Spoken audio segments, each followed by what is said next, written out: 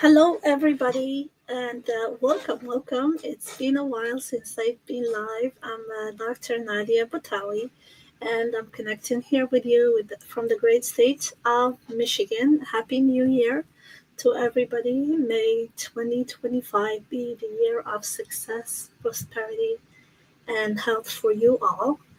And today, I wanted to get back to going live and share my passion for leveraging technology, leveraging innovation so that we can grow and without being overwhelmed.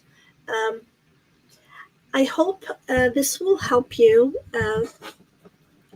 understand the importance of AI, which has been described as the electricity of this new revolution. And with that, can you please put in the chat whether you're watching me on LinkedIn or on YouTube, where you're connecting from? I will be taking questions along the way, so I'll be monitoring the chat as we speak. So hopefully, I will cover some of what I thought were misconceptions or almost secrets that can be a great competitive advantage if we reframe it into a positive outcome, into a right strategy, so we can grow but without being overwhelmed. Hi, Yash. Thank you. Yeah, I see your comments on LinkedIn. Thanks for being here. Let me pull you up here to show it on the screen. Thanks for being a great supporter throughout the years. Yash, I appreciate it. So with that, I'm going to share my screen, and briefly I will go through a couple of what I thought were secrets/misconceptions by a lot of people when it comes to using tech, especially new technology and innovations, where it can be intimidating at times. And also because AI especially is evolving so fast that a lot of people have the fear of missing out, and that adds even more pressure on them. So with that, let me share my screen, and you can confirm if you can see it big enough.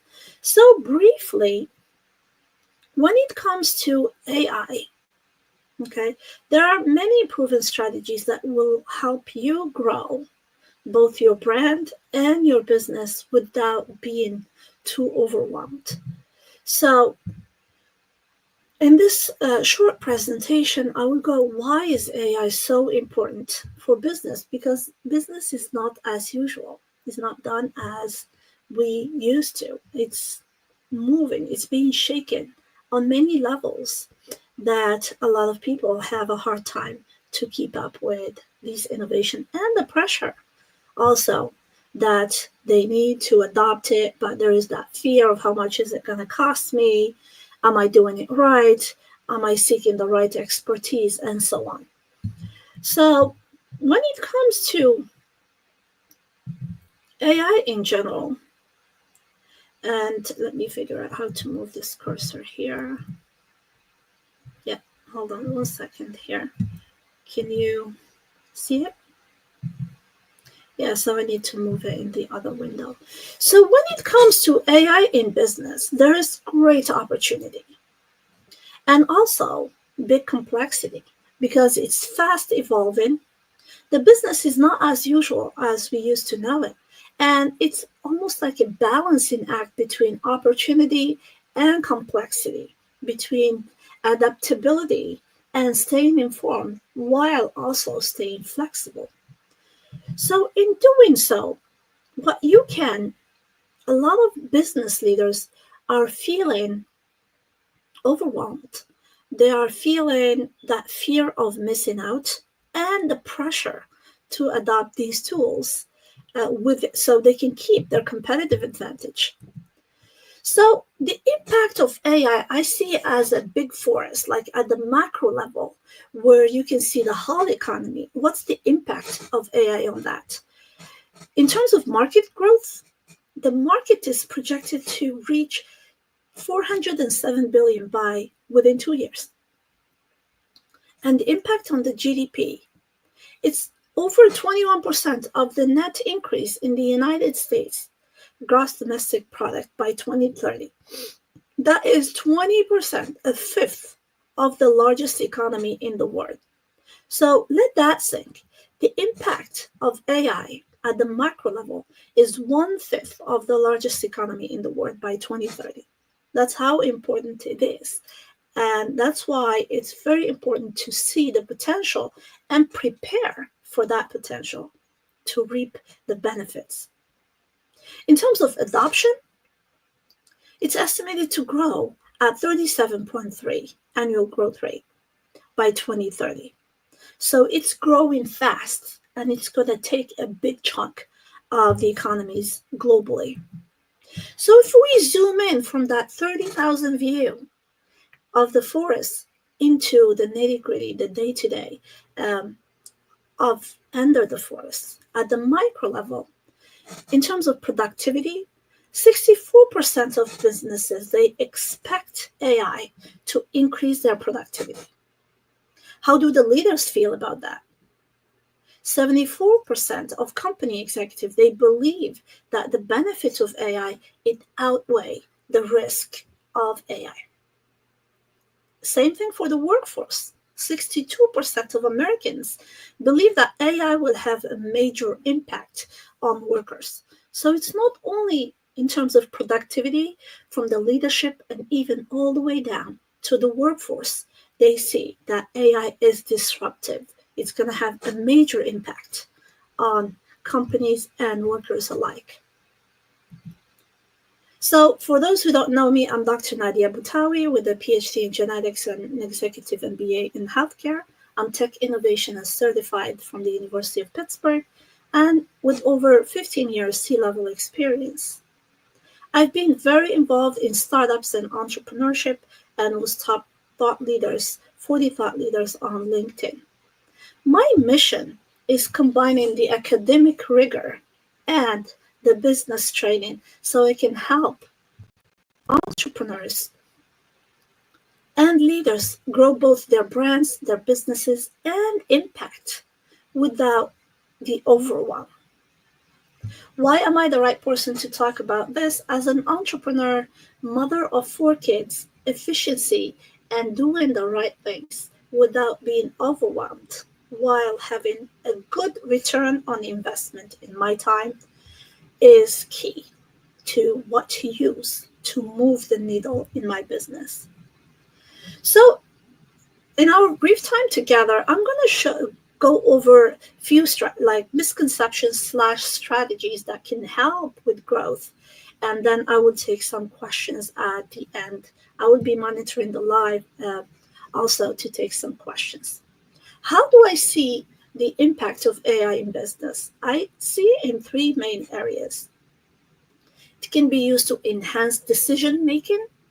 So when it comes to your business, or whether you're a coach, you're a consultant, professional, or C-level executive, what area in your business should you focus on? That 20% that can deliver the 80% result. So AI is primed to enhance decision making.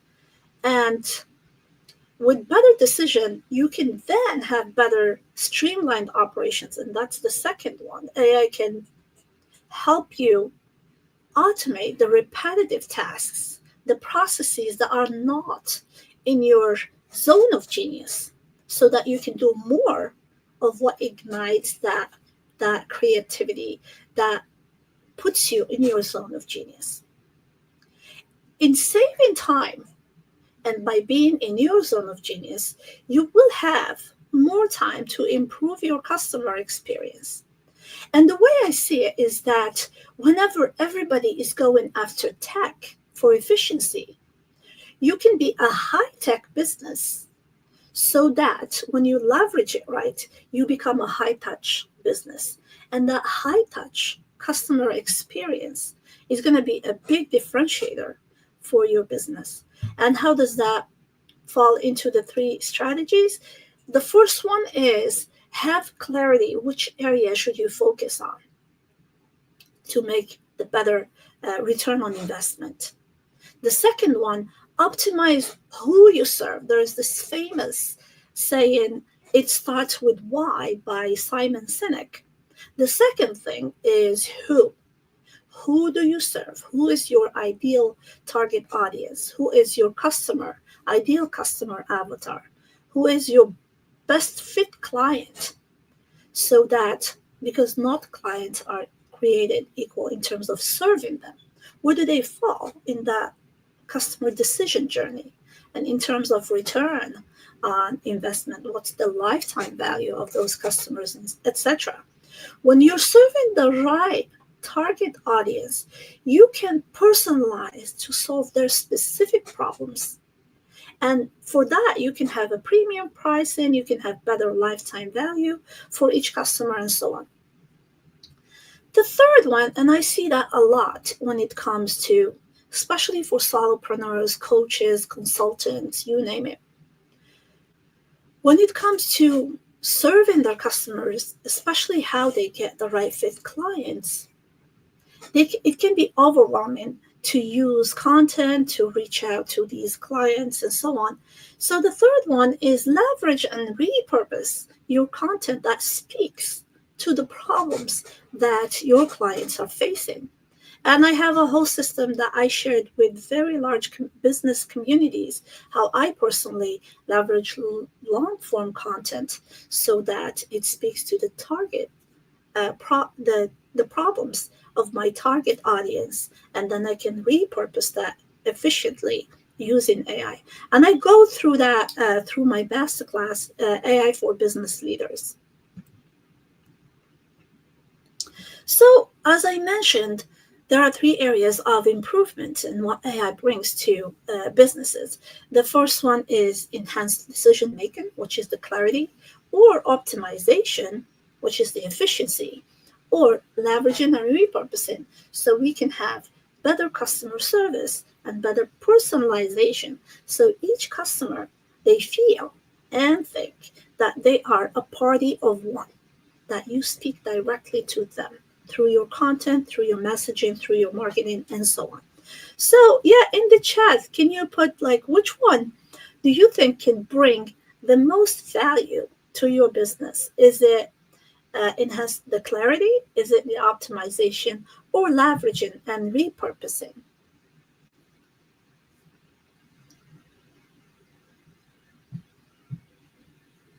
That's a great question, Yash.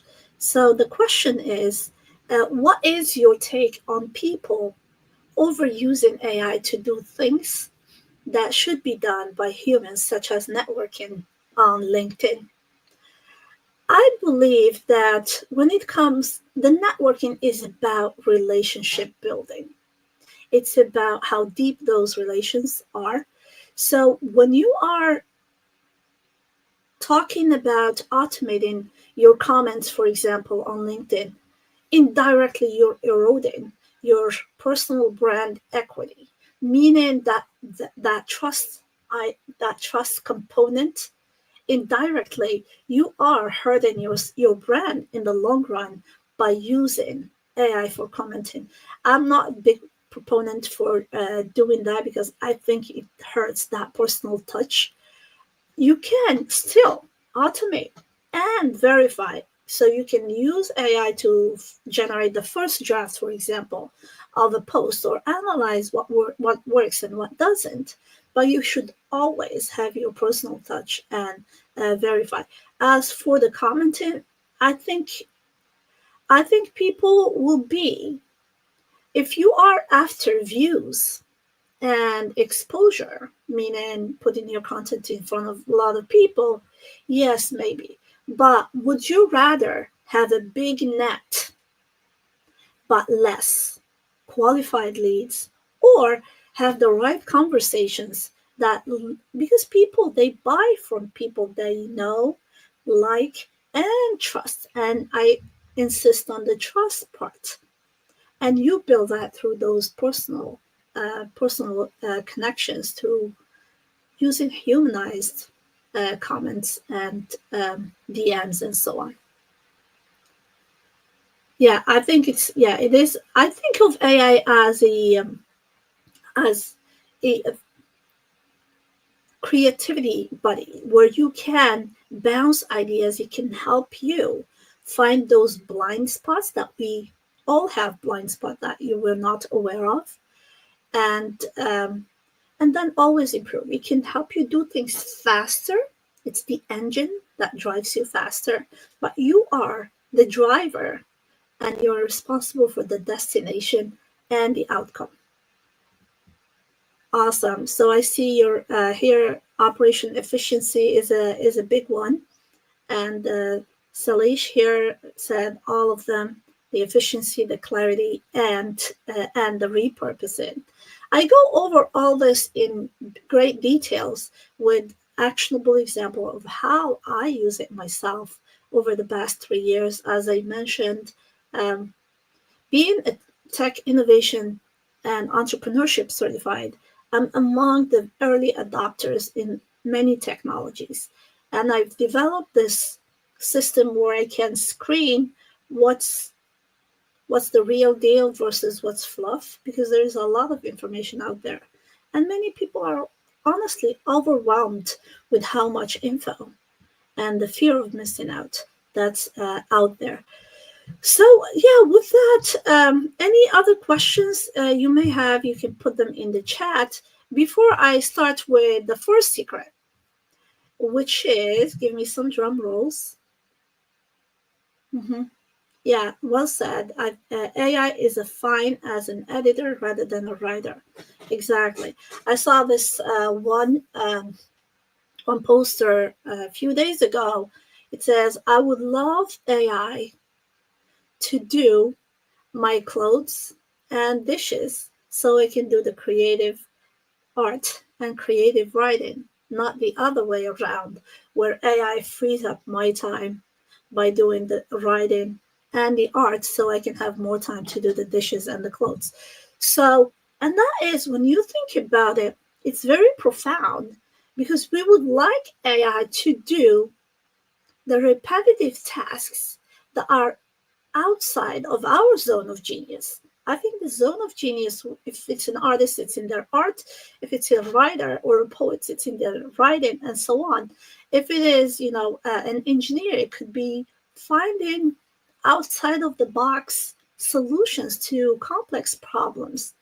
So you would want to automate stuff that are outside of your zone of genius so you can do what ignites your curiosity, what makes you happy, what brings you back to that alignment between what you love to do and what you do, whether it's at work or at home and so on.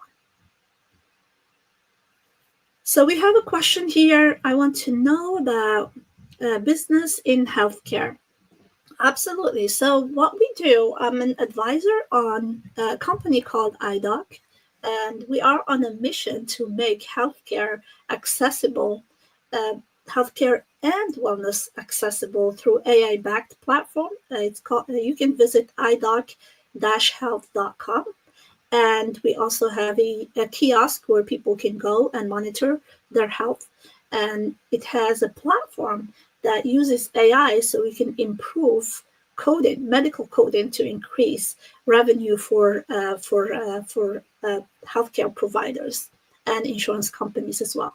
So I encourage you to go to idoc/health.com.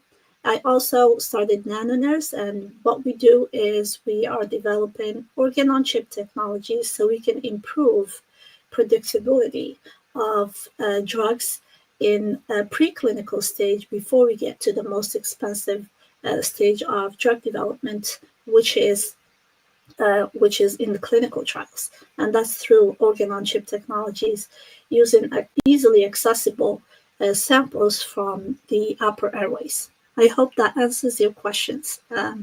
I'm also a very big proponent to giving back, so I train new entrepreneurs through strategic partnerships with accelerators, with also VCs if they need due diligence, especially in the healthcare/genomics area, because that's where my PhD and healthcare MBA is.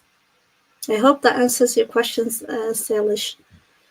So yeah, let's start with any other questions before I go through the different strategies that I personally use for growth. Awesome. All right, if no questions, let me get started with what I think is the first secret of, can I add it to the page? Okay, so the first secret when it comes to growth is that, awesome. All right, so the first secret when it comes to growth is that you don't need more information to grow your business. This may be counterintuitive. However, what you should focus on is on clarity.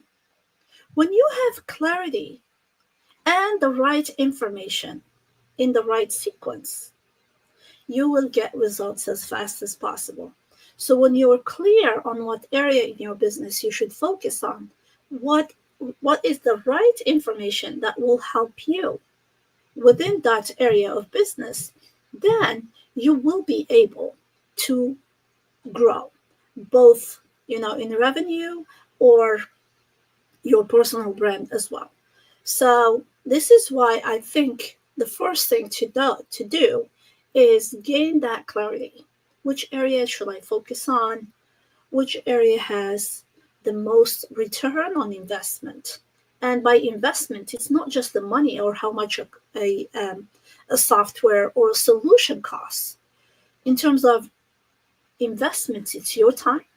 How long does it take you to train your staff? How long would they up and running so they are optimized in their training? What is the cost of ownership?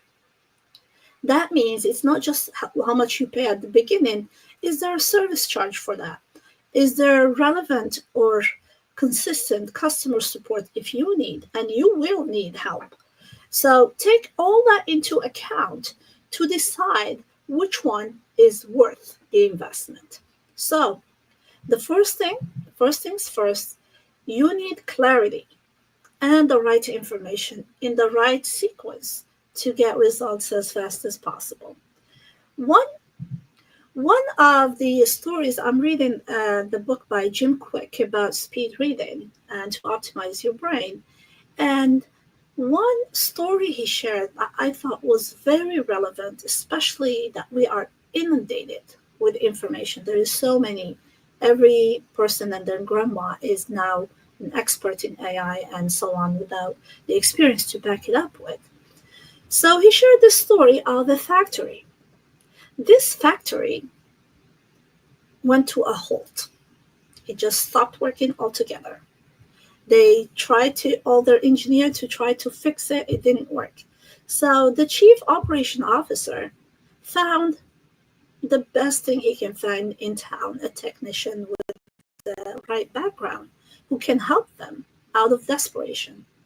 So that technician came over. He went around the assembly line, and then within 5 minutes, he turned one screw, and the whole assembly line was working again.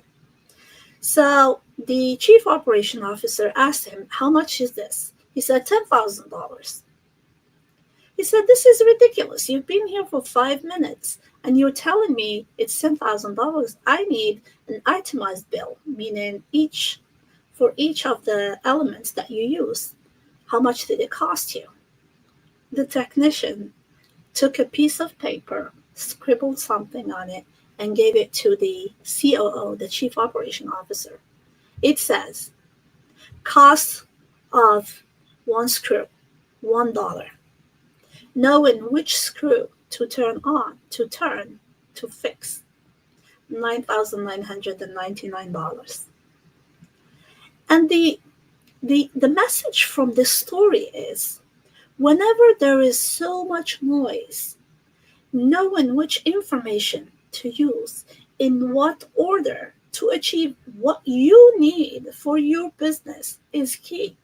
You should not do the out-of-the-box one solution fits all, because it's going to cost you a lot of money and the return will not be specific to your business.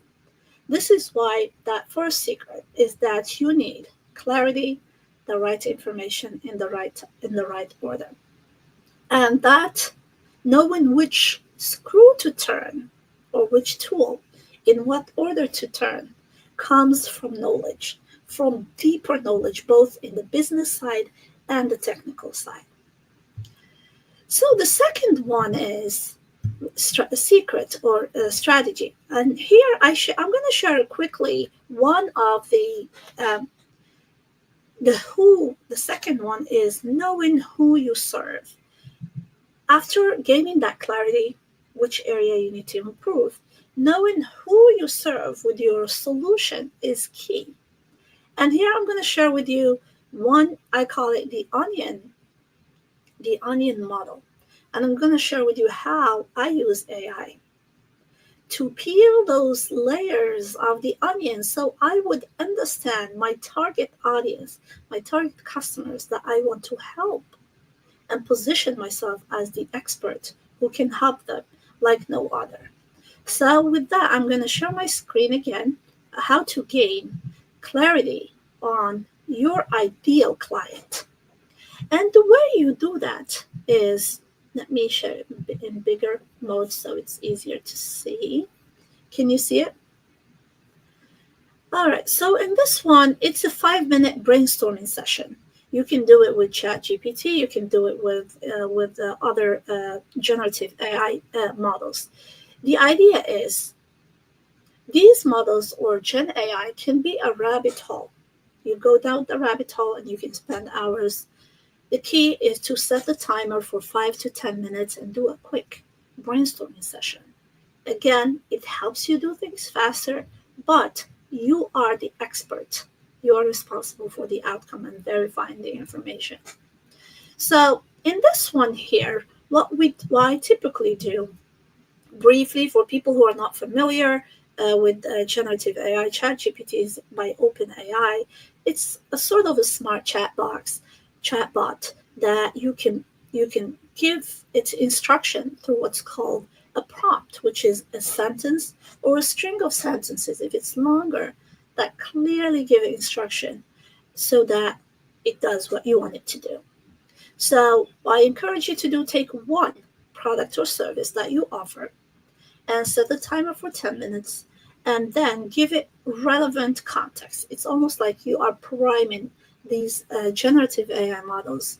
And you do that, what's called that priming is providing relevant context for these generative AI models, such as ChatGPT. So you're setting the stage for that conversation. So here's a prompt for priming. So I am, and then you describe what you do for a living, selling and your product or service, and what does it do, and the details of the product or service. It could be features, it could be the offer, and so on. And what is your unique selling proposition, your USP? What makes you different from others? And you can even provide the pricing of the product or service, because a low price offer, mid-tier, and high-end, high-priced offer would be different in terms of messaging and so on. So, and then I add, your answer should look deeply into the inner conversation that my ideal client has with themselves. I want to use these answers to target segmentation and create marketing and training that speaks to my ideal client, what they care about at the deep level. And then you ask it to remember this information as you go, so you can build on it as you go. So here's the first ideal client, step one. And this is an example from my own AI for business community. So I'm an experienced innovation and business strategist who's selling an AI for business membership to help business leaders leverage AI to make bigger impact and profit. These are the service details: in-depth training, curated resources, exclusive worksheets and prompts and templates. I'm an expert instructor with a Ph.D. and a visionary who fuses academic rigor and practical industry-specific insights. So this is the USP, what makes you different from others. And we also provide practical use cases, the unique selling point, and even the pricing. And the last paragraph is what I listed, that it should speak deeply to their inner conversation, and so on. And so we've primed the chat GPT. Now we're going to ask it for ideal customer profiles. I asked for 6 so I can evaluate them. And I asked, be as specific, tangible, and concrete as possible about the details. And I would list. And I like the format of a table, so it's easy to screen. And for each of these tables, I provided with the headers for the table: the industry, demographics, psychographic, values and goals, hopes and dreams, and who or what they aspire to be. This is like, when they see into the future, who they want to be as part of this transformation that is through our offer. So with this one, here are some of the results. Again, I listed 4, and across the columns, we have the different fields that we specified, including job, industry, demographics, etc. Next, I want to know, remember that onion? That was the first layer of that onion. I'm going to peel the next layer, so I'm going deeper and deeper and deeper. So in addition to the previous table, add the following in the table format of each customer profile: their fears and their frustrations, their challenges and their problems, what makes them feel angry or disrespected, do they have any technological proficiencies, what are the opportunities that our product or service will enable them to have, what content shall I create to reach them, and what channels are they on. The key here, in addition to understanding them at a deeper level, is to meet them where they are. Because if somebody's on LinkedIn or Facebook or TikTok, the way you create the content, the format of the content, even how you write the copy is different. So what channels are they on? So same thing, it added to that previous table as I instructed it to be. So as I mentioned, when you are understanding your customers at a deeper level, and you know their customer decision journey, are they in the awareness stage? Are they in the engagement? Did they buy from you, the conversion stage? Or are they recurring customers in the retention stage? The way you speak to those customers is different.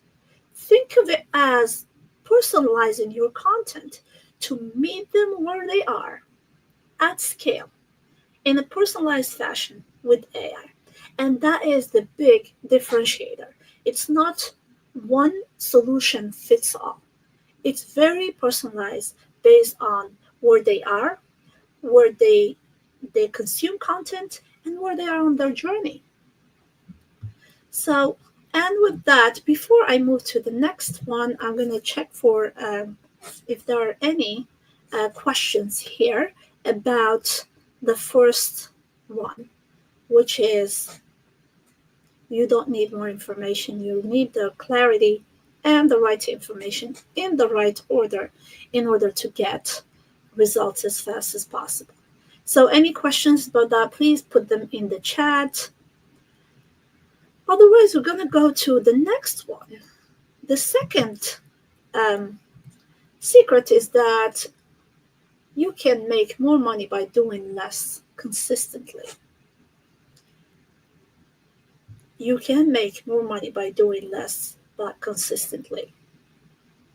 And why is that important? Because the number one reason people give up, they get overwhelmed and they think, oh, this is not working. Let me add another offer. Let me add another feature. Let me reach out to a different segment and so on.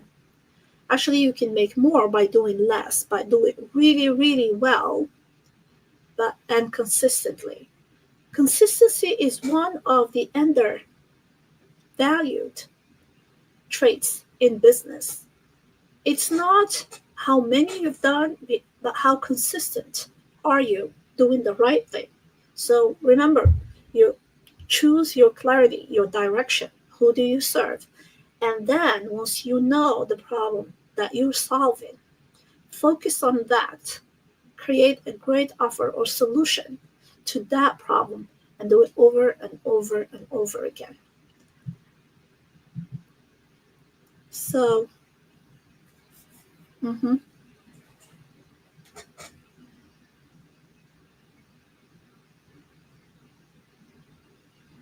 Yeah, thank you. Thank you, Yash. Yeah, work smarter, not harder. Hmm.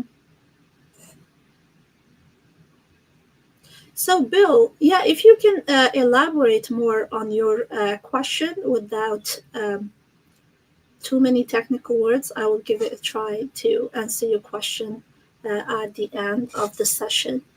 Thank you. So, the next one is the third secret, I think, is, and that's one that a lot of entrepreneurs they and founders they miss because they focus on building the product, building the solution to the problem they're solving, and then their brand drags behind, especially if you are a solopreneur, a coach, consultant, or a founder. Your personal brand can drive business. So your branding, you're building your personal brand can attract more business. It can open up doors for you, not only at the personal level, but from a business standpoint. And for me, for example, by growing my brand, I was top AI entrepreneurship, top startup voice on LinkedIn, top 40 thought leaders as well, and I was on Fox News and so on. And this type of branding, when you grow your brand, it elevates your status and it gives more visibility and business for your particular business. For instance, if you look at a lot of very successful entrepreneurs, Elon Musk, Vaynerchuk, and so on, when you look at their businesses and their following online, despite their net worth, their personal brand is way bigger than their business brand, 10x magnitude bigger. So, and that helps generate flow, it helps generate that traction to their business. Again, when it comes to personal branding, when it's the leader of business, it's like a double edged sword. But there's a lot of evidence that growing your brand will help you grow your business as well. So, and when it comes to how do you establish, the question I get a lot, how do I establish myself as a thought leader in my field?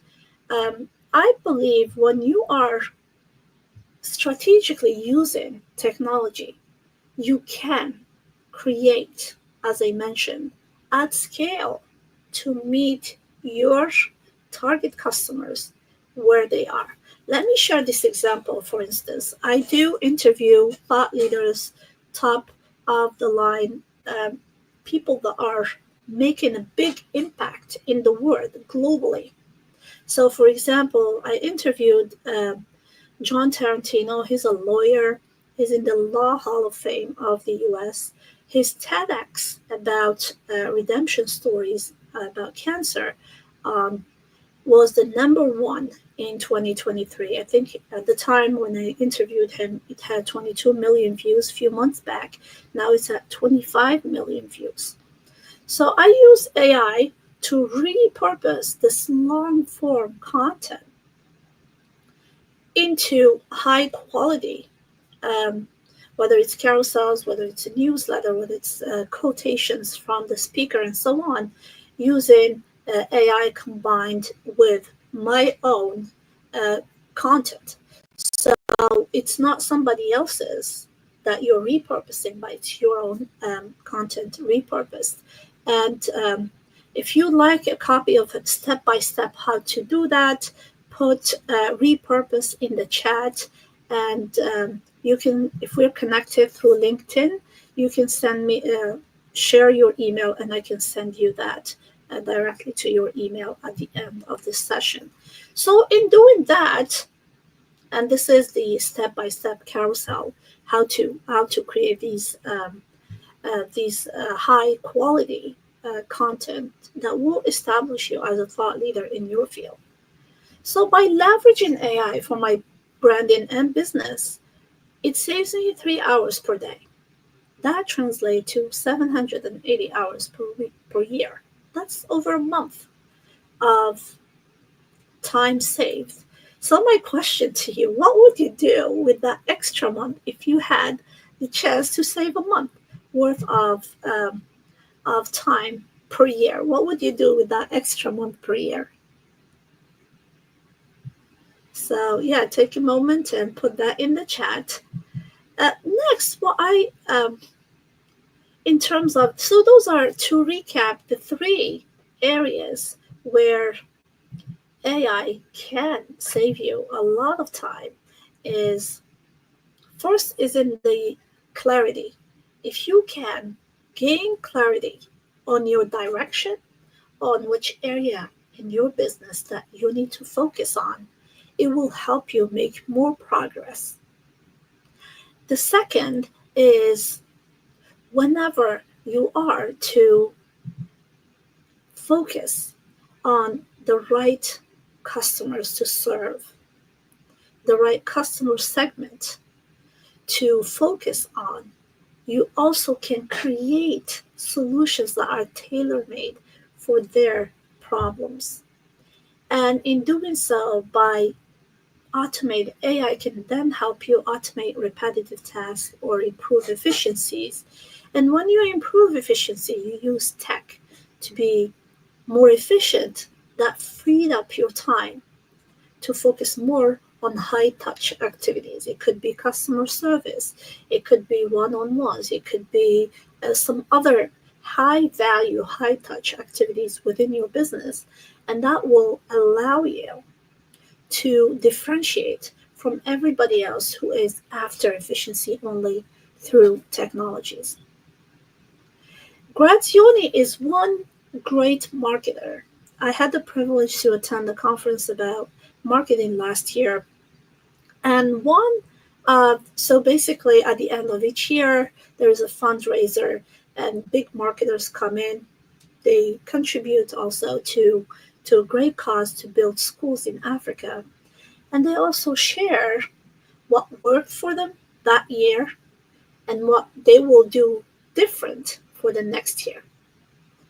And one thing that stuck with me was that when everybody is chasing technology, chasing efficiency, going after, you know, going bigger, faster, cheaper, and so on, he shared that he goes upstream, the opposite way, so that he can offer more human touch, more personalization, more high customer forward facing solutions. And that allows him to have higher pricing, better connections, better lifetime value for each customer. Because for businesses, if you think about it, one of the major costs in any business, regardless, irrespective of the industry, is the cost of customer acquisition. Once you acquire that customer and they come through your word, through you would want to retain those customers. Think about a bucket. If you have a bucket and you get a lot of water into the bucket, meaning a lot of customers come to your word, but your bucket is leaky, you're gonna lose so much. And then you stay in that loop of hamster wheel of refilling the bucket. So it's one strategy to increase profits and growth is once your customers are in your word, you take good care of them. So you increase the lifetime value of each customer. So with that, let me check in the comments here if there's any questions. Yeah.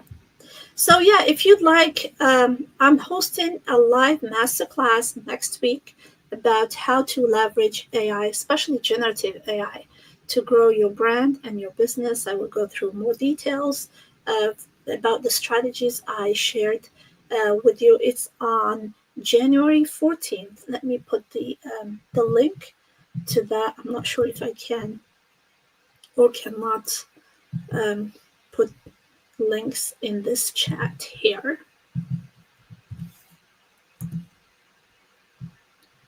Let's see. Yeah, I think it showed up on my on my YouTube, but not in LinkedIn. So I put that right after this session, so you can register for that to have a sense of uh, LinkedIn use. Yeah, I'll put that in the. If I open LinkedIn, there will be some sound issues. So yeah, so I put that in the description of this live. Um, right after this live session. But in terms of, so this masterclass is a live masterclass. It's not one of the recorded ones where you can put it on your digital shelf and 99% of the time you will not finish it. So I would be there to answer questions live. So make sure you show up live, and I also include a show up live bonus because I think action takers should be rewarded for their showing up. So in terms of when it comes to hold on a second. Yeah, let me share one thing here. Share my screen. I have a couple. Um, when it comes to being within the I believe I can, say good things about myself, but the reality is it's what other people say about you. And I had the privilege of working with great people to show them how to leverage AI for their business, including my friend, also Tracy Clark. She's an executive coach who's been awarded a lot.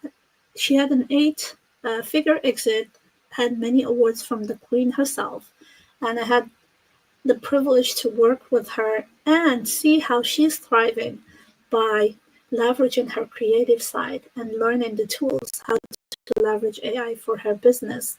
I also did an AI for Business Growth conference last year, and they had great reviews about that as well, from surgeons to managers to CTOs and so on. So yeah, I'd love for you to come and join me for that masterclass, and I will be running a live workshop, a 4-week workshop after that, starting mid-January, so that I can help people implement. Because learning is one thing, implementing is a whole different thing. How many of you have had the chance where you're excited about learning something new, you buy that course, you get that digital course or YouTube or what have you, and then it collects dust on your digital shelf? I'm guilty of that at some point. And then I realized it's about action. It's about action and surrounding yourself with other action takers too, because that's how you build that community and that's how you make progress. And this is why the way I structured it's a live session once a week. Then you get a couple days so you can put it to work. And the end of the week, we have office hours where if you have any questions, I will be there for office hours to help you, to support you, so that before we move to the next module, you've done the work and progress to the next one. I see most success comes from when you are putting what you learn to work and you have the right support and along other people with the same mission. So that's my goal in putting these know-how and know-how to work for you and for your business. When I directed a lab, a research lab in genomics and epigenetics at the University of Pittsburgh, My mantra in terms of training physicians or technicians, PhD students, and so on, is that they watch one, they do one, and then they teach one. By watching me doing something, they can observe and take notes. Then I give them the chance to do it. And I observe and give them feedback on the spot so they can improve. They do it a few times. And then the best way to learn is to teach somebody else. Then they share that. They will be, once they perfect it, they will be the one training somebody else. And our lab had outstanding results and consistency, even across staff members. And this allowed for retention, better results, better grants, better money, better publications, and so on. And that's why when I put my USP, my unique selling proposition, is combining the academic rigor with the business training to target the right section, the right area in your business that moves the needle. It's not one solution fits all. And that's the promise from that 4-week workshop with me. And my clients have seen outstanding results doing that. And yeah, I will go back and see questions here. If there are any questions I didn't see. Mm-hmm. Yeah, some of the other questions that a lot of people ask me is the proficiency. I'm not a technical person. Is this for me? I don't think if you can, especially when it comes to generative AI, if you can write in English or your language of choice and have a conversation that is detailed, you can use AI for your business. You don't need to be a programmer or to be an engineer in order to use generative AI for your business. The other question that comes out a lot is that the cost of it is going to cost a lot. Unless you're developing a language model, yeah, that will cost a lot. But using the already available out of a box type of solutions, you can leverage those, especially early on if you're a business for your business. So you don't need that much investment unless you're developing a model itself. So mhm. We have a LinkedIn user here. It says share it with me, please, but I'm not sure what's their name. It's not showing up on my list here.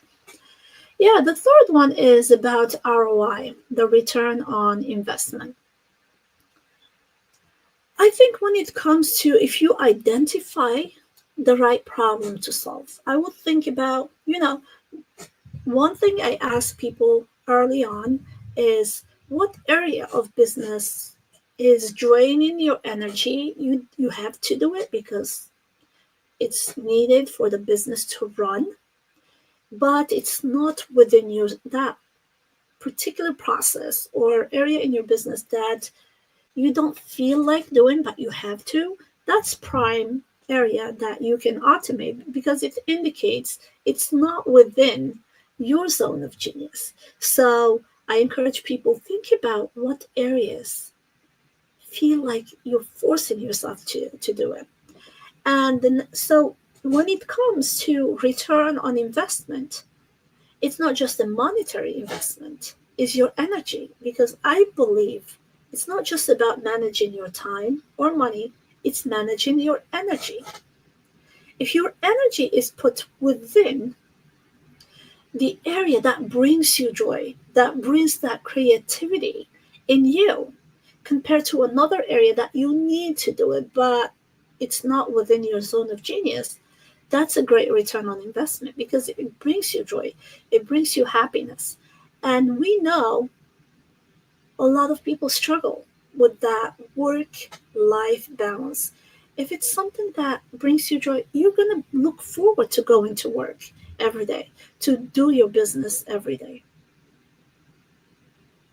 Absolutely. Yeah, Aisha, next masterclass is on January 14th at noon EST.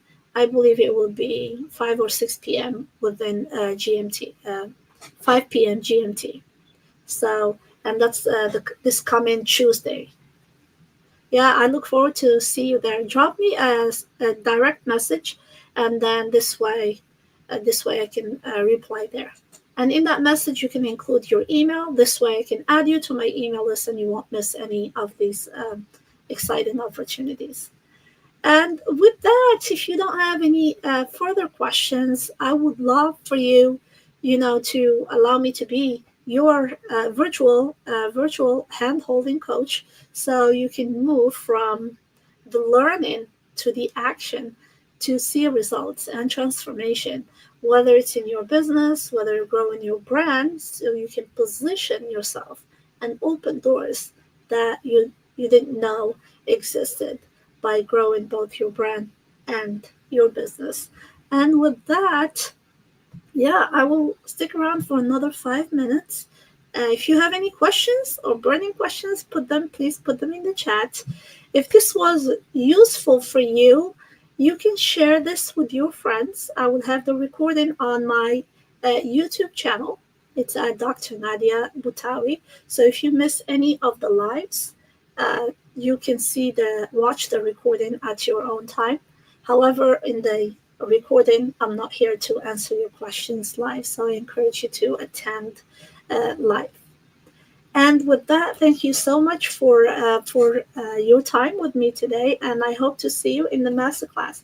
And I will add the link to both masterclass in and the I created one guide for business leaders so they can um, understand AI and its potential for growth. It's on my LinkedIn. If you go to my LinkedIn, the first link where it says growth starts here, you can download that free guide so you can learn what are the key areas that are important for business. And it also has a very detailed one pager, all the glossary terms that you need to be familiar with when it comes to generative AI. It's a lot of technical words that are thrown everywhere. So I put them in one PDF page that is part of that guide. So at least it will help you understand when people are talking about different technical words within AI, what they are talking about. And with that, thank you so much for being here with me. Thank you, Yash, for sticking around. Thank you, Aisha, as well. Thanks for your time, and I will see you next week. Bye for now.